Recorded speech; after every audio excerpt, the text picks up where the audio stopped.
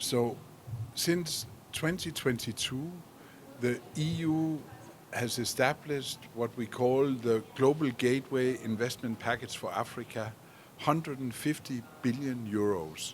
This is a huge amount, of course. It's a merger of traditional development financing, of international financial institutions financing, and private sector investments. Today, Ghana is the or the biggest investor in Ghana is the EU, and the EU is the biggest export market for Ghana also. We're also the biggest development partner. But things are changing a little bit now with the investment package. It's an offer. Ghana has to make itself attractive to benefit from this offer.